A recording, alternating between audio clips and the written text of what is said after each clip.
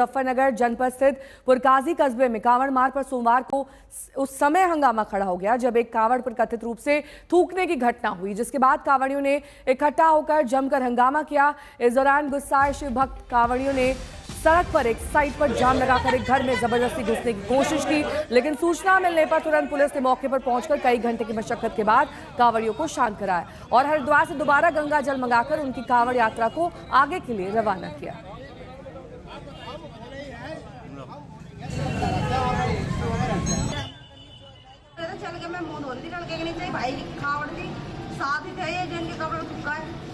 अच्छा, कितने लीटर की कावड़ थी आपकी? 101।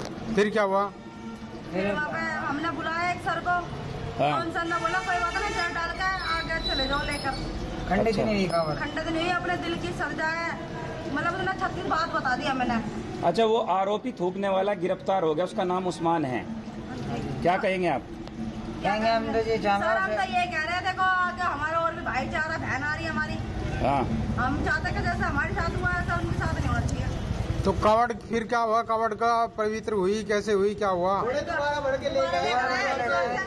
एक व्यक्ति द्वारा वहां पे उस कावड़ को थूक कर उसको खंडित करने की घटना पुलिस के संज्ञान में आई थी।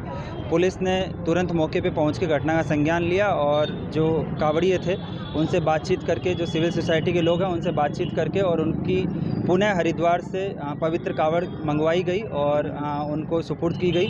पुलिस ने इस मामले में गंभीर धाराओं में मुकदमा पंजीकृत करते हुए अभियुक्त को गिरफ्तार किया है, जिसका नाम उस्मान पुत्र घसीटा निवासी पुरकाजी है।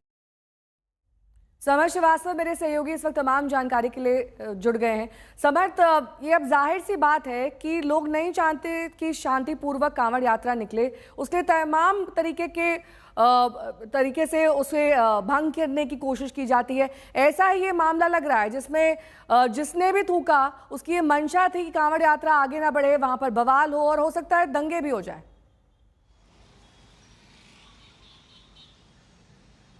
देखिए नेहा, गाजियाबाद से एक गंभीर मसला सामने आया है मुजफ्फरनगर, क्योंकि देखिए जहां पर ये कांवड़ यात्रा निकल रही थी, दो भाई बहन हैं जो कांवड़ यात्रा निकाल रहे थे। 101 लीटर गंगाजल की कांवड़ यात्रा निकल रही थी, तभी एक उस्मान नामक युवक आता है वहां पर और वो वहां पर थूक देता है, जिसकी वजह से उनकी जो कांवड़ यात्रा है वो भंग हो जाती है।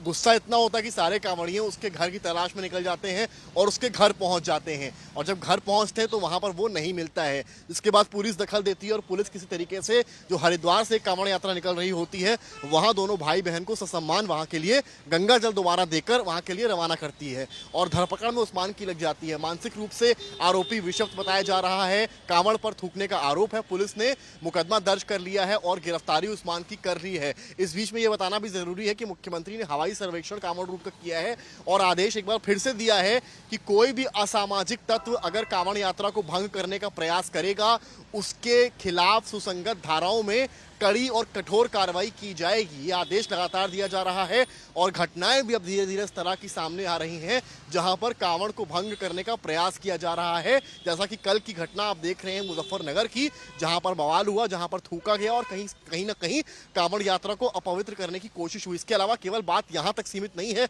बल्कि खाने पीने के आइटम्स हैं उनकी गुणवत्ता को लेकर भी सवाल है। प्रदेश सरकार ने साफ किया है कि गुणवत्ता को लेकर कोई खिलवाड़ नहीं होगा, कि कहीं कोई थूक दे। इस तरह के जो वीडियोज आ रहे हैं ये बर्दाश्त नहीं है। इसी वजह से जो एफएसडीए की टीम्स हैं वो लगातार जो है इंस्पेक्शंस कर रही हैं, क्यूआर कोड लगवा रही हैं, जिससे कि खाने की गुणवत्ता बनी रहे और जो आइडेंटिटी है वो दुकानदार की सामने रहे। जैसे कि कांवड़िए जिस रूट से मान लीजिए निकलते हैं, उन्हें पता हो कि वो किस होटल या किस ढाबे में खाना खा रहे हैं, ये आइडेंटिटी उनके लिए पता होना बहुत जरूरी है। उस्मान की गिरफ्तारी कुछ ही घंटों में क्योंकि हो गई है, तो एक बात तो साफ है, जो निर्देश दिए गए उसका पालन ग्राउंड पर दिखाई पड़ रहा है। ठीक है, बहुत बहुत शुक्रिया तमाम जानकारी के लिए आपका।